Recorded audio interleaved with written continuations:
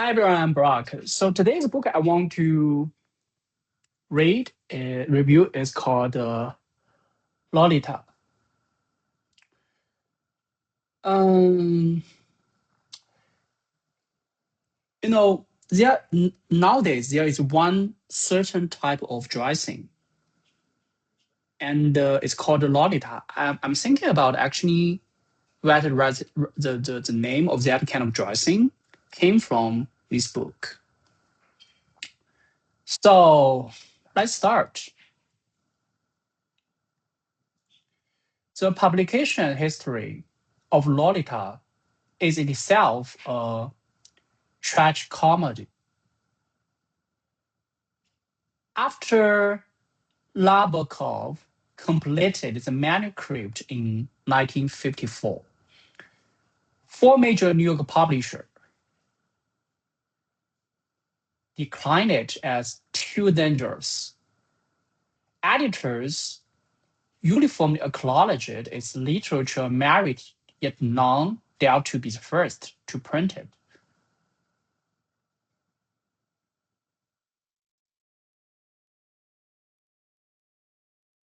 It was finally published in September by Olympia Press in Paris, a house that mainly distributed English language pornographic novels. Founder,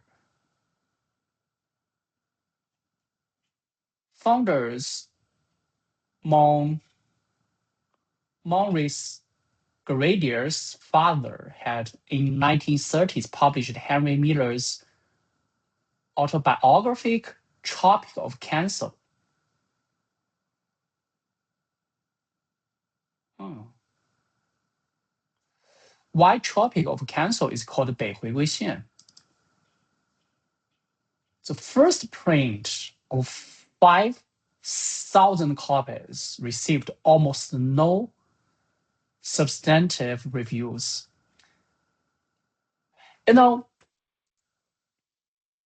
even today, 70 years later, such topic is still very sensitive. Well, it's more than sensitive, it's illegal. Mm, well, I'm not sure how the law, especially American law, define it, but I don't know. I don't know how to comment. Anyway, the turning point came from around Christmas 1955. British novelist Graham Greene named Lolita one of the three best novels of 1955 in the London Sunday Times. International controversy erupted. British customs seized copies. The Sunday Express editor called it the filthiest book I have ever read. On August 1958, Putnam released in the US the first novel since Gone with the Wind to sell 100,000 copies in 3 weeks. It topped the New York Times bestseller list in January 1959, only to be dethroned by another Russian emigre, Boris Patnak's Dr. Zivak. I remember this book is also a book with a lot of,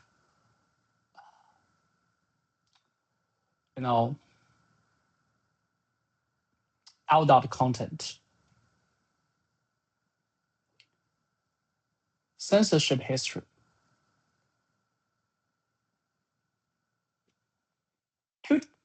To this day, Lolita remains banned in some US school districts.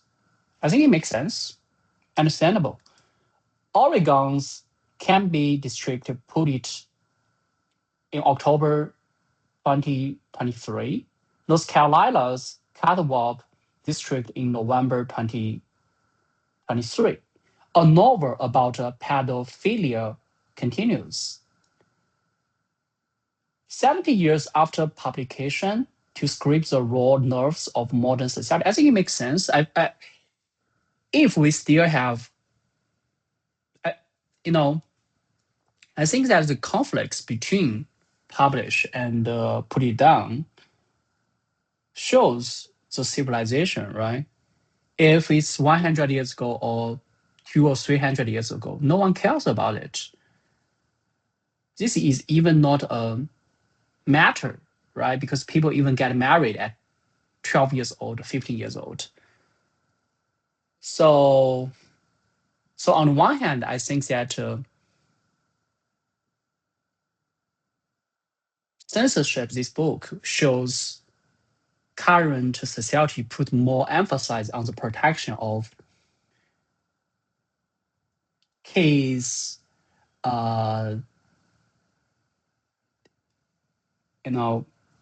anecdotes. No, how to say that? 青少年, teenagers. But on the other hand, that some publishers still be able to publish this book rather than be fully banned. Also show some kind of freedom of this society. Lolita, the word Lolita, long ago left the novel and entered everyday English. Defined in dictionaries as a precuriously seductive girl. In the 1990s, the Japanese anime subculture spawned lolicon.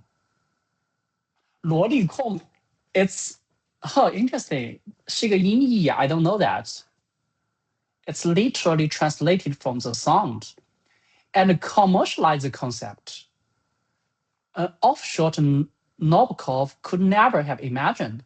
I think the interesting thing, part of this is that the novel itself, Lolita, is very sensitive, but in the animation, such concepts or such characters, it's so popular. I guess part of the reason is that in Japanese animation, it doesn't directly present sexual plots too much. It's more like暗示, hints. I guess that's part of the reason. And it covers such feeling by, with some other covers like friendship or even,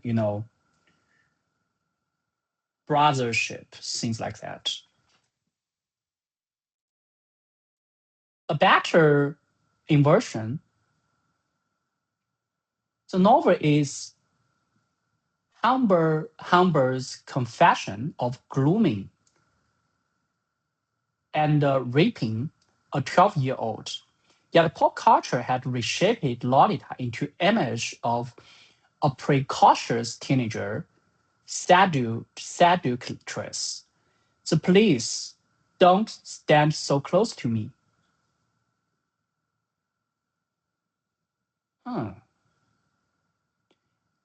Nana Del Rey's track Lolita.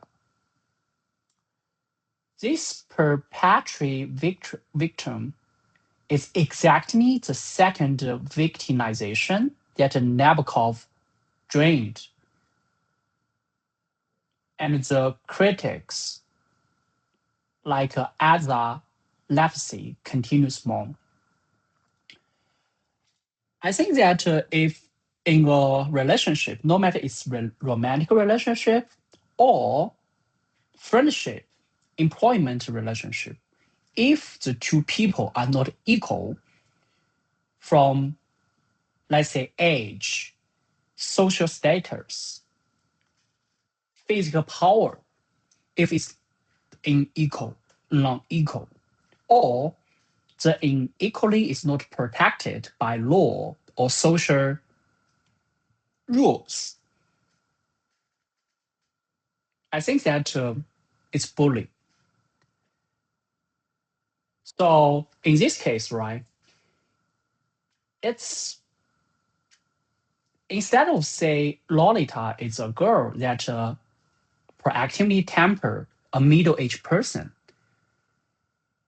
we should say a teenage girl have to do so for survival, and that's the issue of the society. So I think that we should always think about this point when we say, no, someone does something, try to temper another thing. You must understand why they have to do that. If they are safe, if they don't need the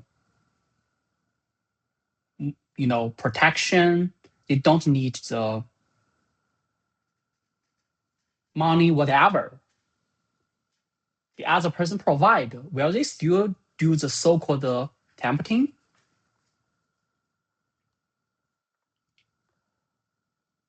Vladimir Nabokov was born on April 1899 in St. Petersburg into a prominent Russian aristocratic family.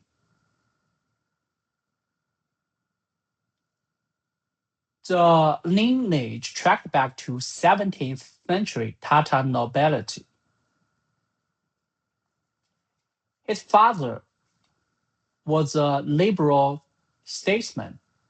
His mother, a wealthy heiress. Three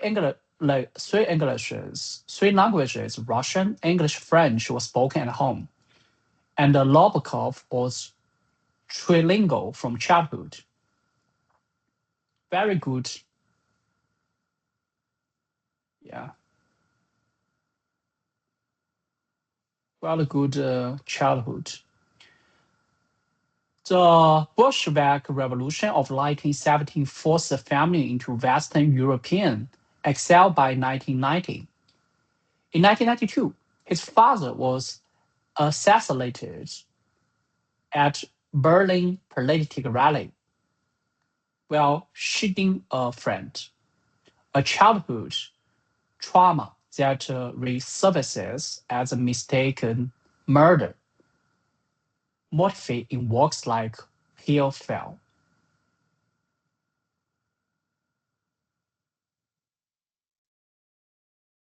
From 1919, Nabokov studied zoology, beautiful and modern languages in Trinity College, Cambridge, very smart. In Berlin, 2020 to 1937, he published 9 Russian language novels under the pen name Shirin,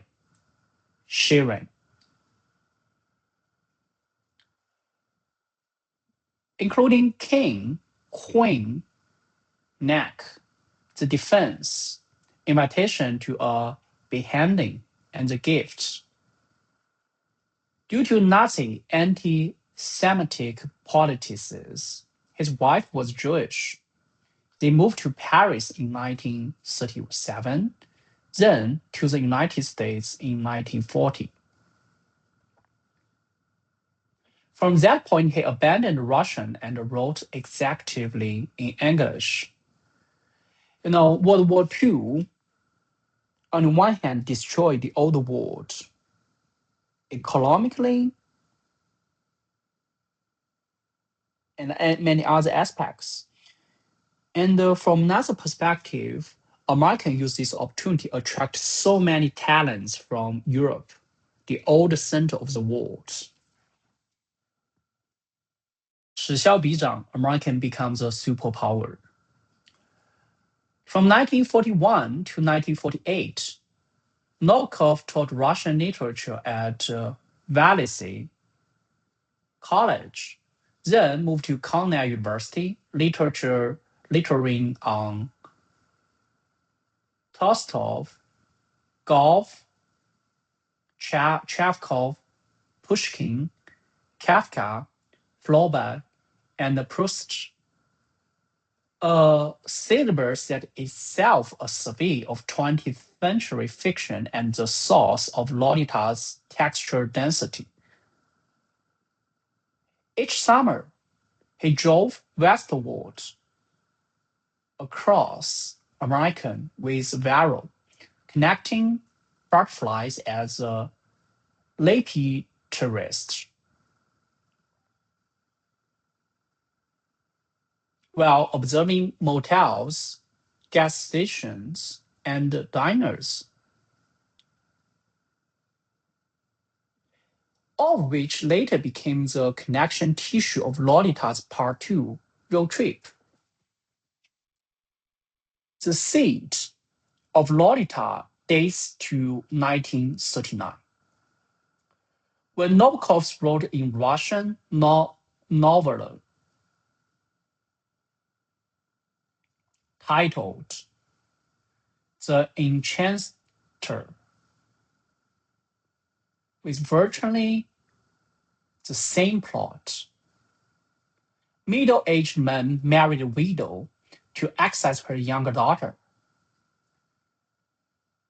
Dissatisfied with Lolita's manuscript, Nabokov twice tried to burn it. Both times, Véra rescued the pages from the file, earning her the title of one of the literature's great wealthy literature executors. I think that happened. I saw this several times.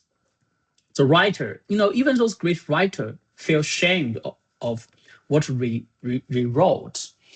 And, their wife or friends or children save those manuscripts and get published somehow. Yeah, it happened even for those great authors, let alone, the shame of publishing of human.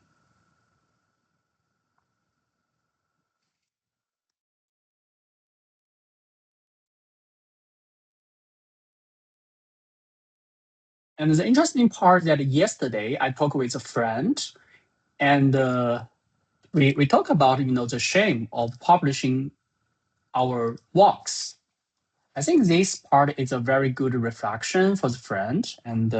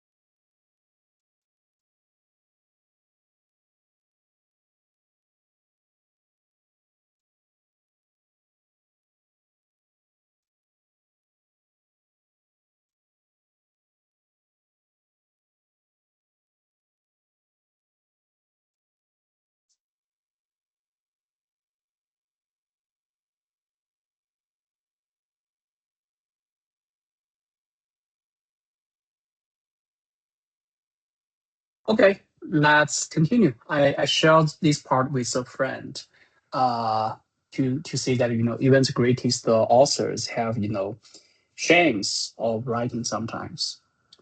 Lolita gave Nabokov financial independence. In 1959, he resigned from Conrad, and in 1961, he moved to Montreux Palace Hotel in Switzerland, where he spent his final 16 years. And complete Pedophile and Ida, or Adult. He died in July 1977, aged 78. Nabokov perpetually disdained Sigmund Freud's psychoanalysis, calling him the Vietnamese witch doctor, and the non-third totalitarian regimes, totalitarianism regime.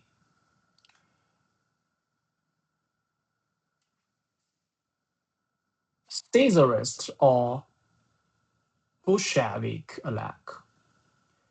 He believed literature's highest value is aesthetic bliss and rejecting all moralizing. The principle is restated in his afterword on a book entitled Lolita. Notably, Nabokov belongs to the inner war escapist intelligentsia. Alongside T.S. Eliot, H.W. Auden, and Joseph Conrad, displaced authors writing across languages, their shared lexicon, loss of homeland, bilingual writing, fear of totalitarianism, devotion to pure art through Lolita superficially is an American road novel. Its deeper structure is a European exile's gaze upon American, simultaneously contemptuous of its vulgarity and awed by its vitality. You know, sometimes I feel vulgarity, vulgarity, and vitality is it's two sides of one coin. Too gentle, too gentleman, sometimes make you feel too calm and lack of some kind of you know passion, like a fire.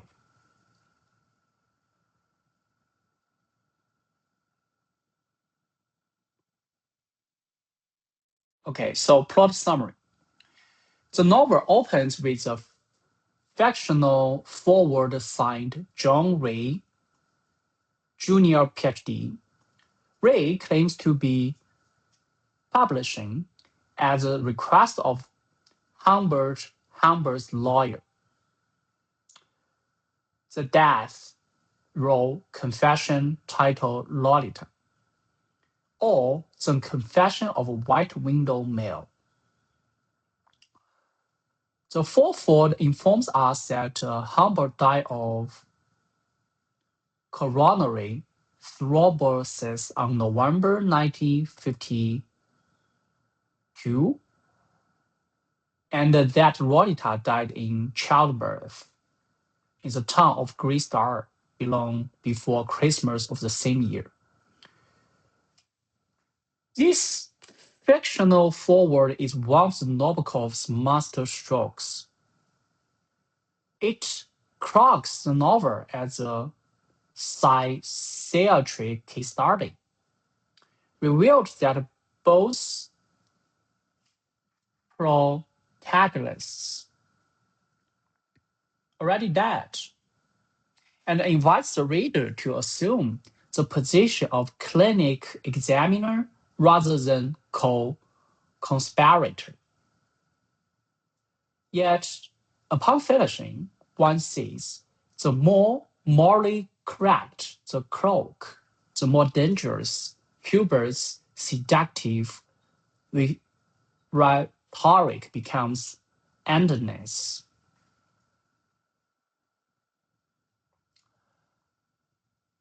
Part 1. Humbert Backstory and First Encounter. 1910, Humbert is born in Paris, son of Swiss-French-Australian hotel keeper father. His mother is killed by lightning during a picnic when he's 3. A typically Nabokov's death, absurd, lyrical, dispatched in a single parenthesis. In 1923, a 13-year-old Humbert falls in love with 12-year-old Annabel Length on Rivarol, the name exactly echoing Edgar Allan Poe.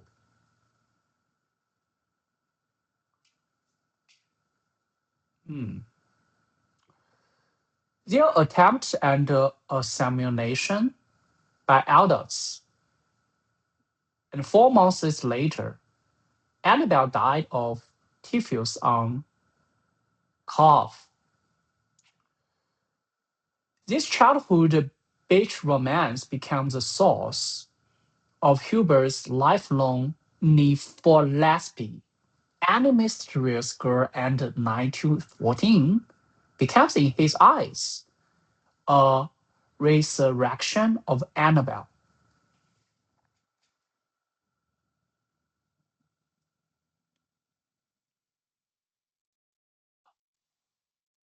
In 1935, Hubert married Valerio, a Polish doctor's daughter in Paris. He confessed he chose her solely for her ability to imitate a little girl.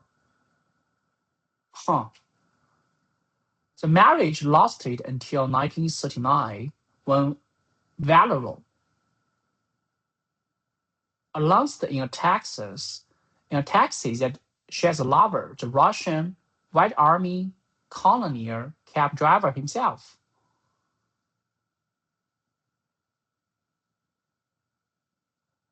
The same year,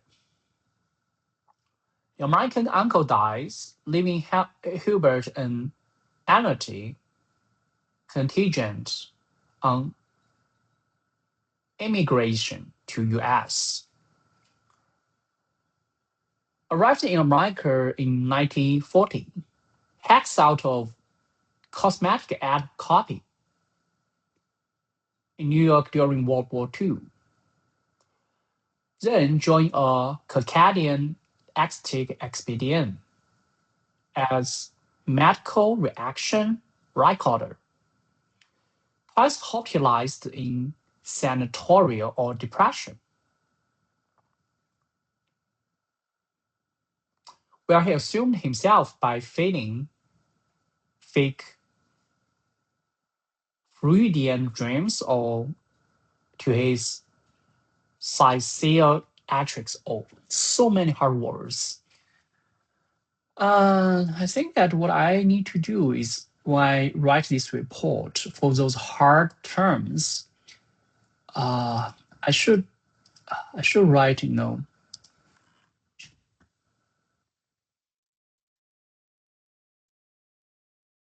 so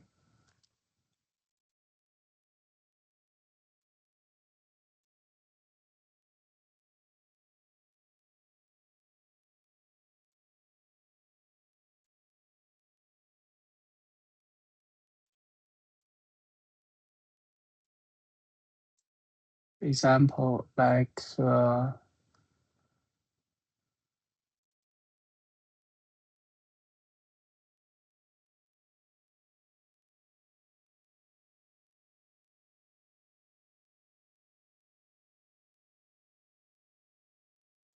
sanatorium.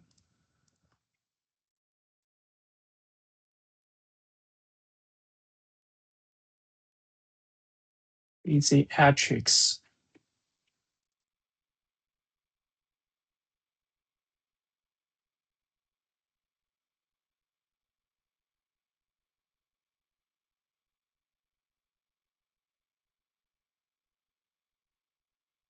Contingent.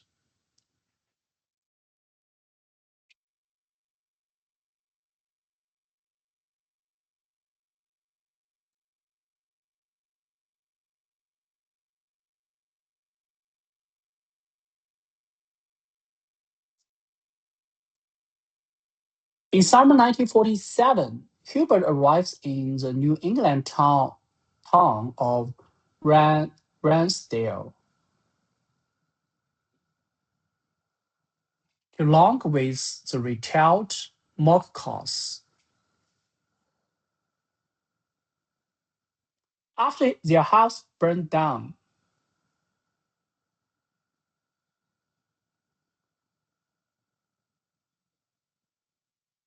he's redirected to a window Charlotte his. He plans to flee, but when Charlotte leads him into the back garden, he sees a 12-year-old girl gaming on the grass in a dark glasses. That's my law. That instant, Hubert agrees to rent. Dorothy is his nicknamed Lolita. The mole, the curve of shoulder, the chestnut hair are nearly identical to Annabel's 1912-23. And the 25-year-old I had lived since then never to a tremendous point and vanished. This is another hard word.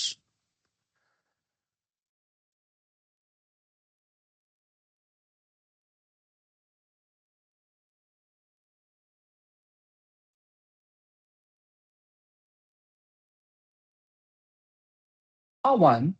The Leather Marriage. For several months, Hubert lives in his household, lots of Lolita in his diary. You know, write diary is really a bad habit, huh?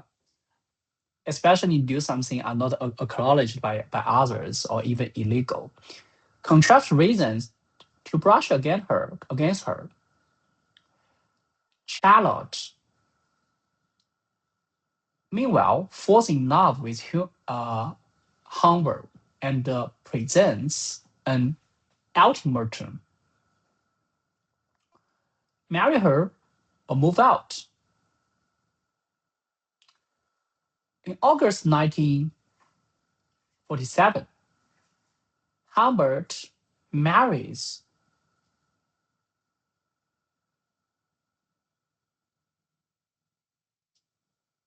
Charlotte purely to access Lolita. Lolita is dispatched to summer camp.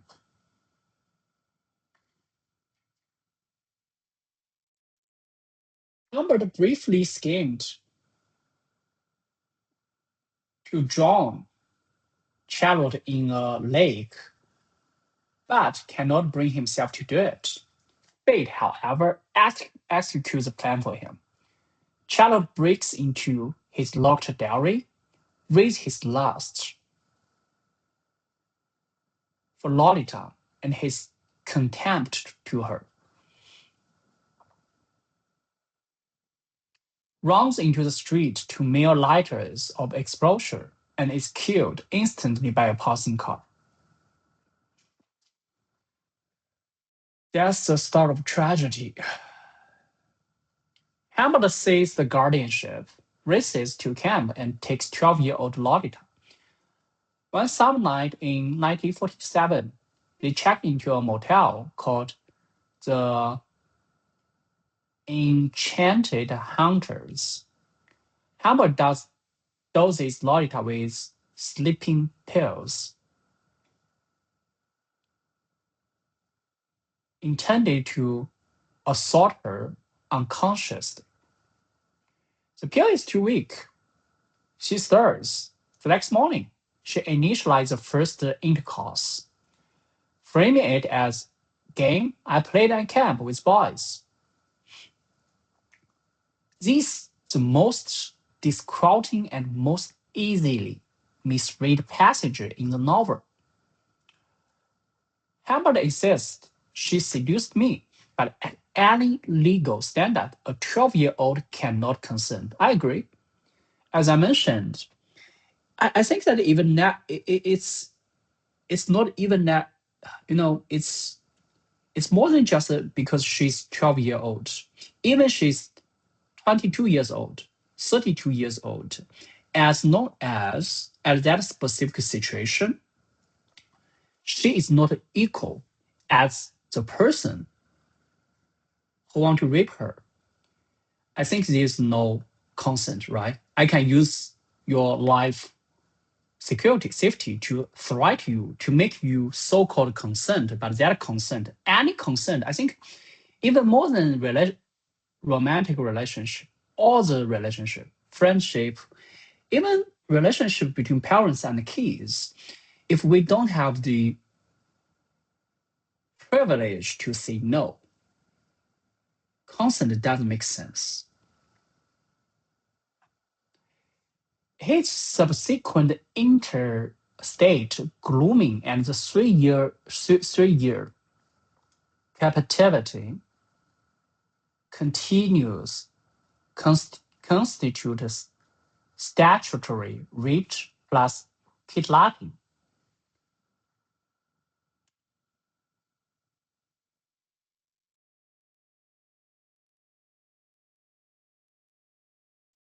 Humbert told Lolita that her mom is dead, and now he's her sole guardian.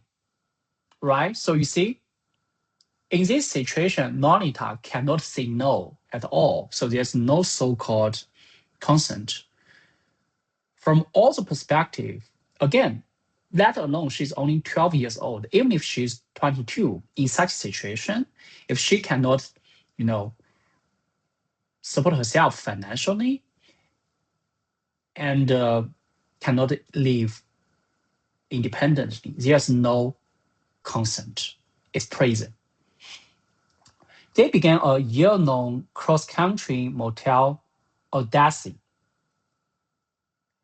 August 1947 to August 1948, Nabokov's vehicle for lighting an excelled European gas coldly upon 1940 small-town America. Motels, gas stations, diners, billboards, the gaze is both contemptuous and bewitched. On the road, Humbert keeps Lolita compliant through three levels. Firstly, economic dependency, doling out daily announcement, legal threat, foster home, juvenile detection.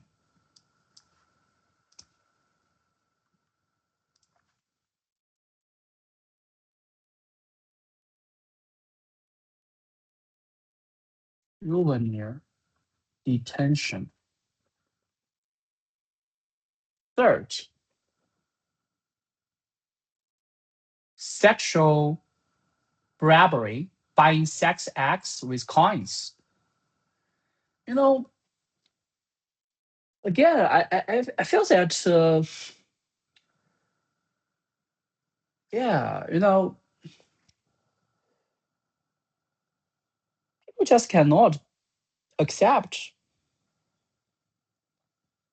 We just cannot accept the evils we done and always, blame on others.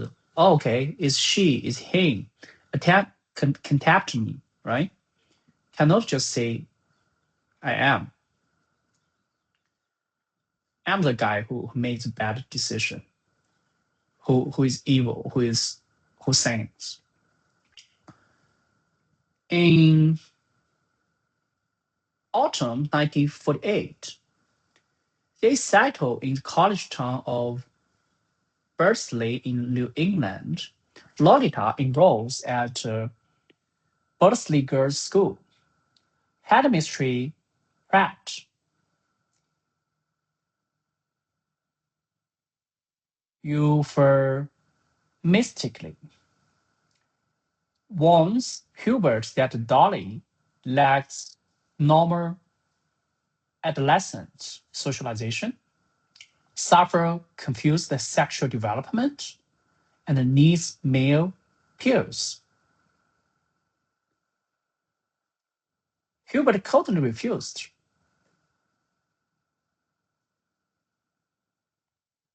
The school stages a drama whose title, The Enchanted Hunter,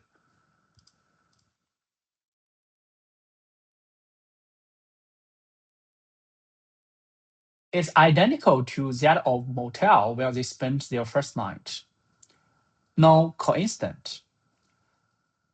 The play's author is Clary Quilty, a celebrated playwright and an old acquaintance of Lolita's late mother. Late mother, what's that? Who had begun secretly pursuing Lolita. Humbert noticed nothing, only that the tension between him and Lolita had intensified.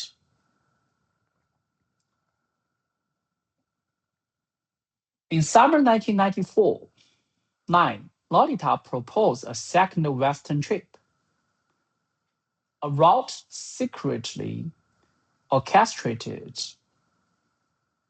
by Quilty. Humbert noticed a purple car tailing them, but cannot identify the driver.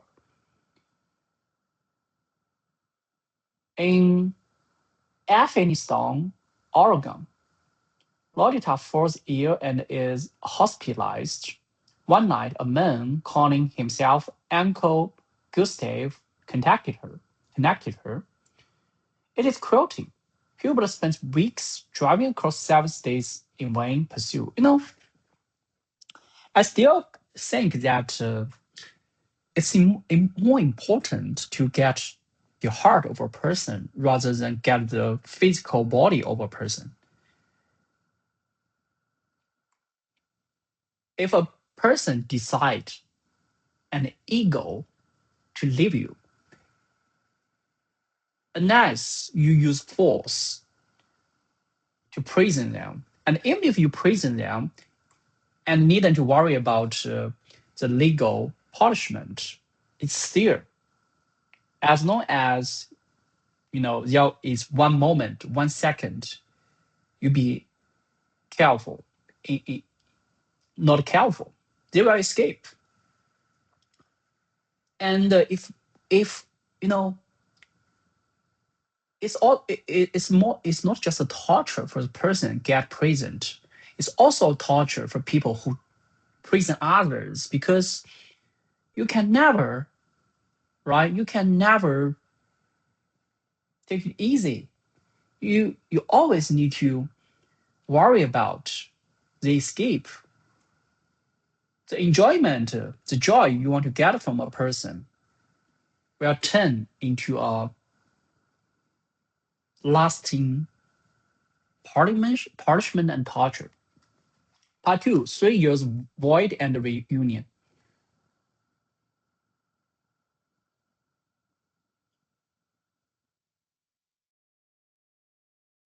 Between 1949 and 1952,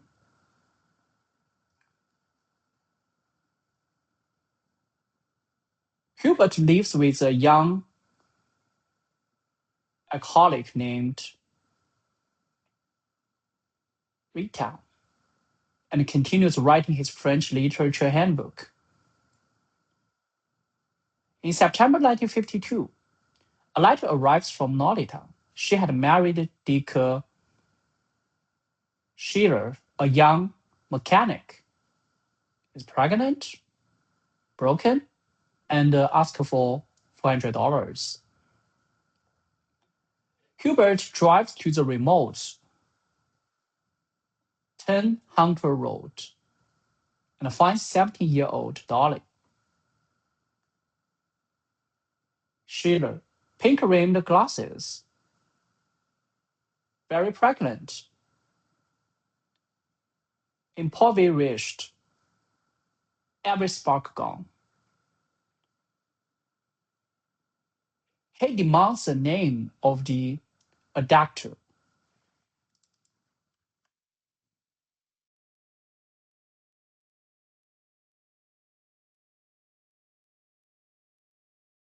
She explained Quality rescued her from Elphinstone Hospital. You see, The term she used is rescue rather than kidnap. If let alone talk about the legal stuff. Even if Lolita is adult, is 18 years old rather than 12 years old, and if the love from Hubert make her feel feel she wants to be rescued by someone, the love is not love. It's selfish. It's to satisfy Hubert's own internal lust. It's not the love that helps she have a happy life.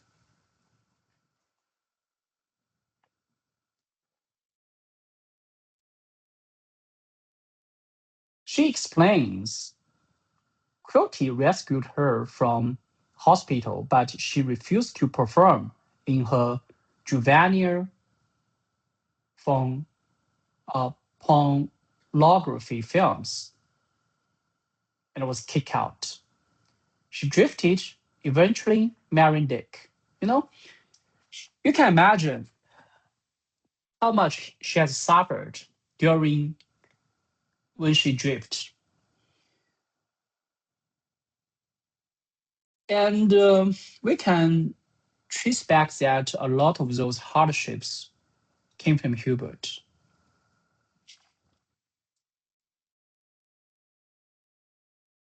Hubert hands her $4,000, the full inheritance from her late mother. What does late mother mean? And begs her to come away with him. She refused. This is the novel's most emotionally taught thing. Hubert here, for the first time, admits that no matter how unlymphed, what's lymphed?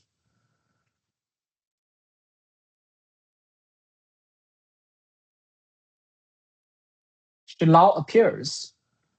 He loves her, a real love stripped of lymphed fantasy, directed at a flawed human being.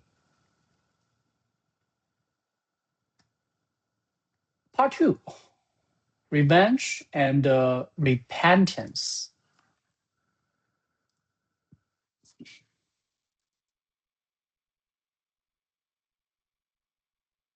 In late September 1952, Hubert drives to Connety's estate wearing a formal suit with his automatic pistol, Chum, in his pocket.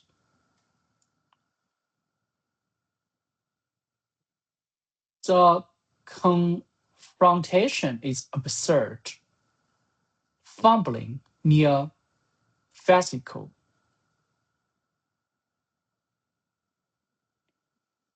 Hubert recites his verdict.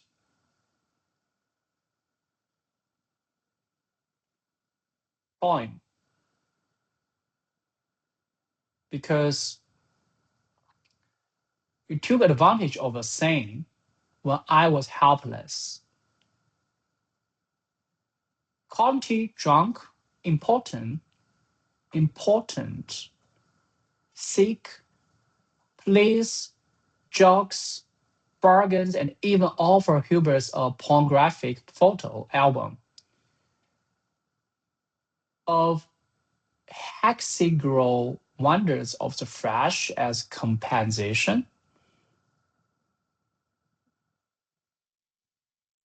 Hubert finally fails multiple rounds,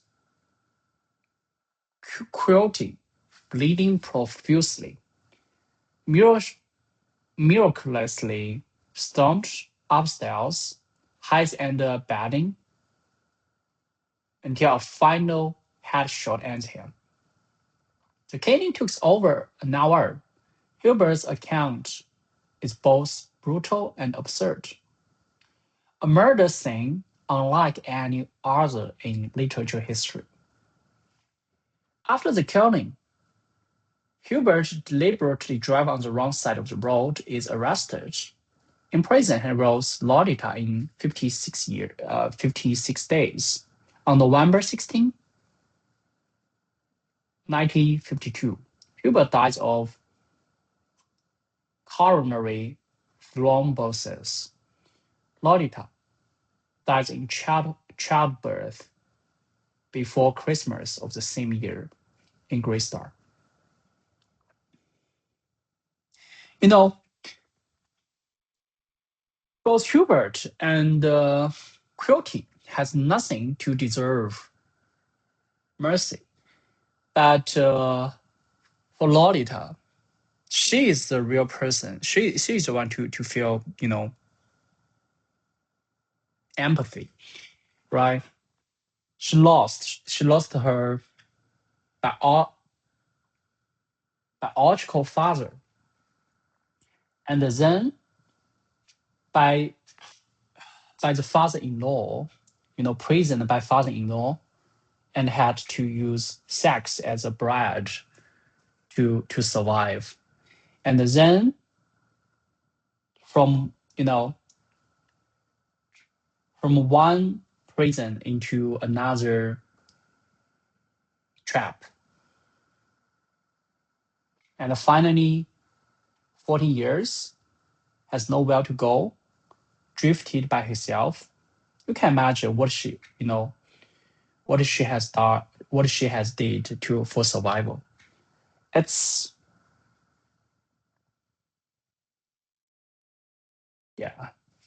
uncomfortable to read this. The closing paradox: art grants her immortality. Immortality. The novel ends with Hubert addressing Lolita. I am thinking of Orocus and Angers, the secret of durable pigments, prophetic sonnets. Oh, sonnets means 十四行诗. Sonnets. Interesting. Because Claude has a model called sonnet. The refuge of art, and this is the only immortality you and I may show, my Lolita. This is Nabokov's authentic defense. Hubert cannot possess Lolita in life. He can only fix her through the art. But many modern critics point out, art granting her immortality is itself another dispossession. Lolita's own voice never appears in the novel. Everything we hear is filtered through Hubert. The book itself is ultimate specimen of perpetrator using lyrical visitotic cover ultras. Oh, why it has so many hard words? That's pretty hard. Okay, so that's the main plots of this book. This is character analysis.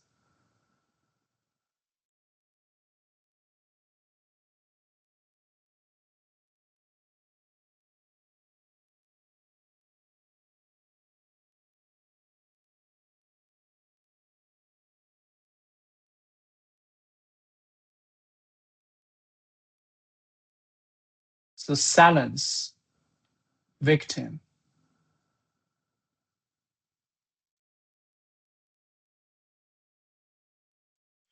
On the name Lolita, Lolita is Hubert's private appellation, only used in his arms.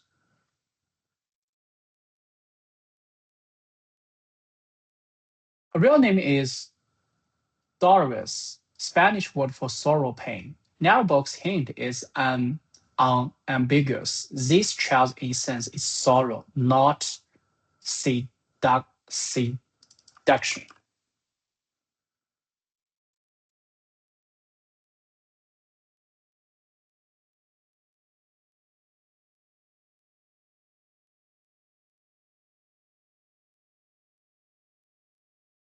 Where is Lolita's voice? In 112,000 words, her direct dialogue totals fewer than 2,000. Her entirety appears not once. The only glimpse of the real Dolly comes in part 2, chapter 29. She's 17, poor, pregnant, exhausted, telling her stepfather on the sofa. He was the only man I've ever been crazy about. Not Hubert, but Crotty.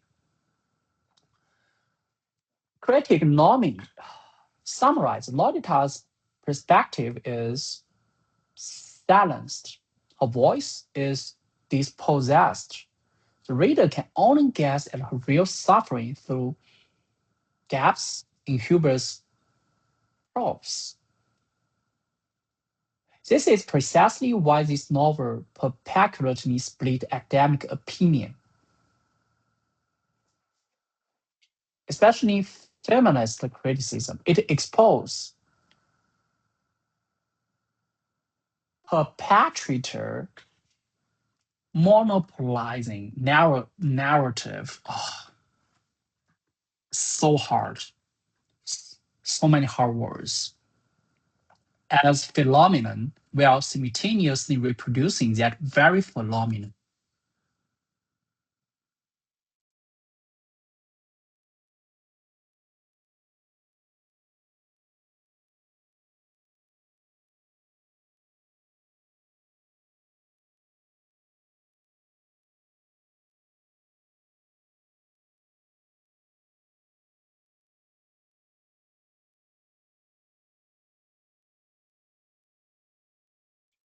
Theme. Theme one. Unreliable narration and poetic rhetoric as cover for crime.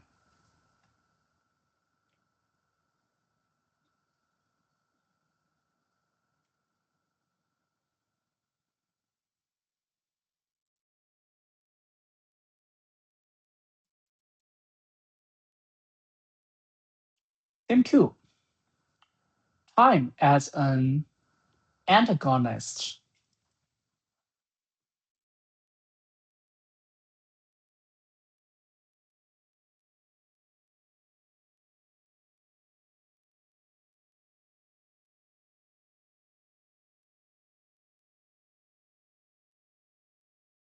Theme three.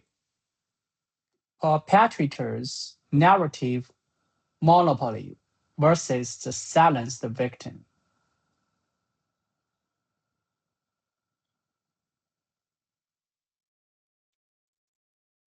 Theme four. Europe versus America. Cultural gas.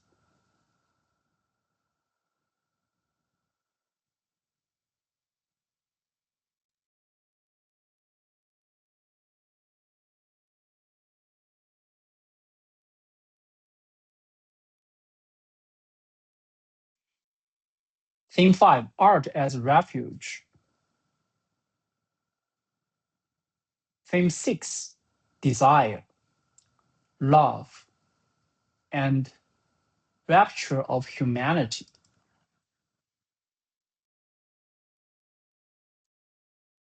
Lust and love actually they are related somehow, but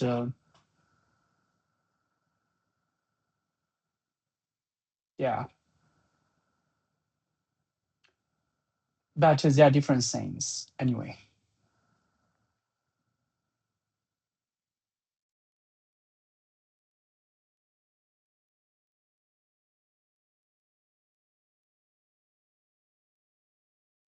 Huh. AI supplements to Brock's reflection.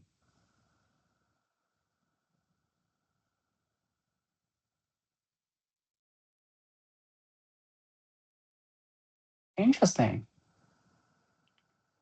Brock notes that in Leon refused Mattheda's advances true of the released card, but in original script and certain international cards, present a more ambiguous romantic, not purely paternal relationship. The debate persists. Brock accurately notes that Yumi Unita's bunny job ends in Volume 2, with Dakichi and Rin together as romantic partners, sparking major controversy. The 2011 anime adaptation chose to cover only Volume 1 to avoid the controversy, exactly the much criticism Brock mentioned.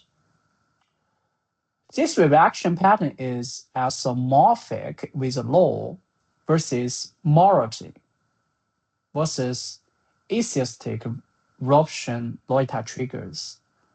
Rupture.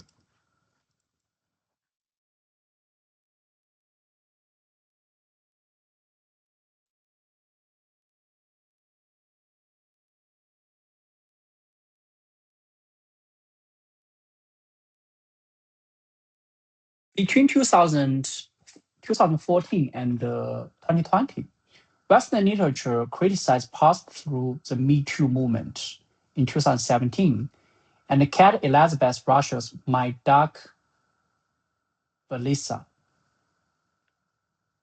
was published as a victim's eye reversed perspective novel. If Brock re-released in 2026, he may pay more attention to Lolita's talent itself. Perpetrator's narrative monopoly has become the hottest critical angle in the past 5 years. Yeah, it's just like a winner explains the history, right? Similar like that. Brock accurately cites China's criminal law, Art 236. How to pronounce this?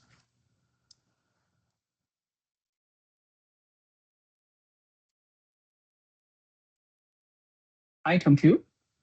But the 2021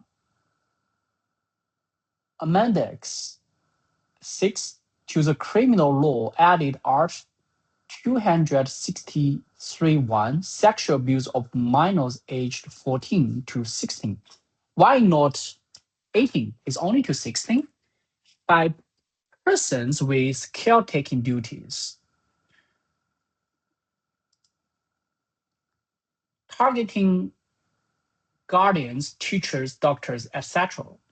As Lolita's legal guardian, would commit this often offense under contemporary Chinese law even after Lolita turns 14, a provision that did not exist when Brock wrote in 2014.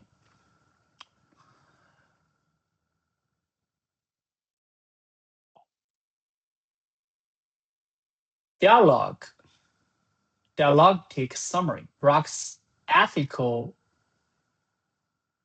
resonance with the novel. Reading Brock's notes, one feels a recognizing complexity reading stance.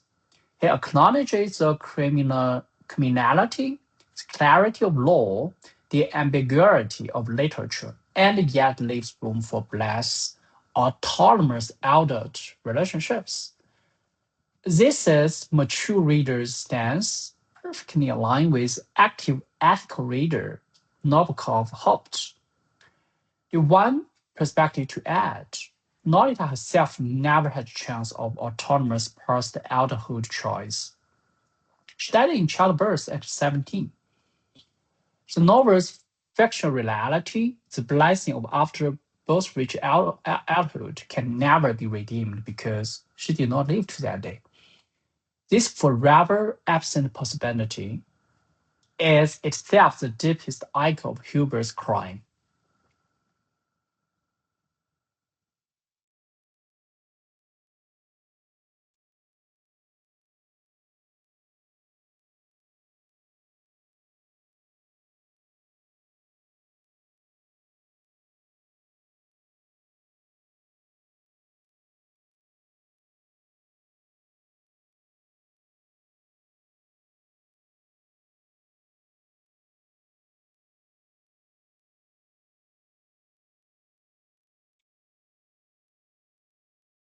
Humbert satisfies Lolita's lowest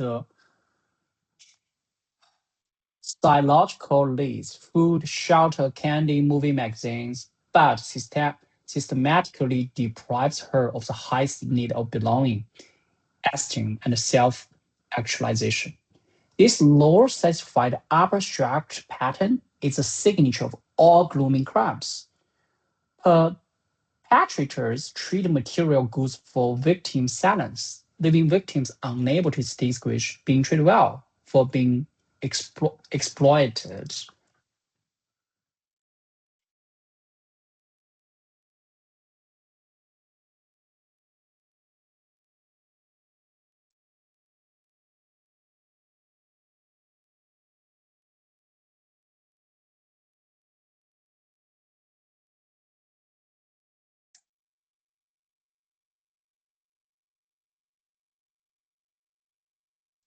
Conclusions and insights.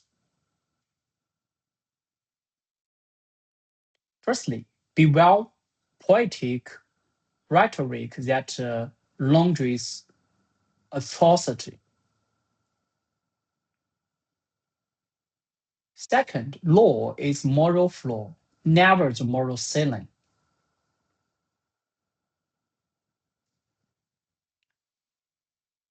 Lesson three, the victim's perspective must be actively reconstructed. Four, time is greatest enemy of every possession. Five, unreliable narration is literature's highest ethical instrument.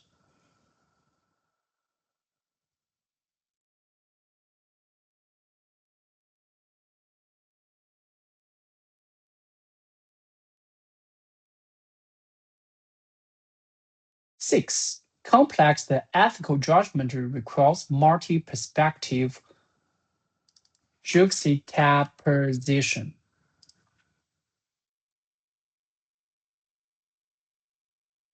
Seven, why does 1955 novel still cult in 2026?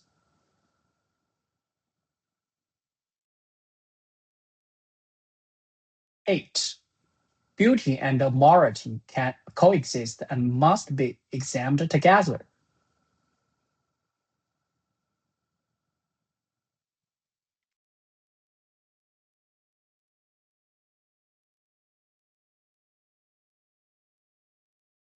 Okay, yeah. So I think that's pretty much for this book. And yeah, I have to say, if we don't think about the moral uh you know judgment, this book itself is pretty attractive, and yeah, include a lot of eye tracking, eye catching plots. Uh, yeah, that's pretty. But also involves a lot of reflection. That's pretty much about it. Thank you, everyone. Bye.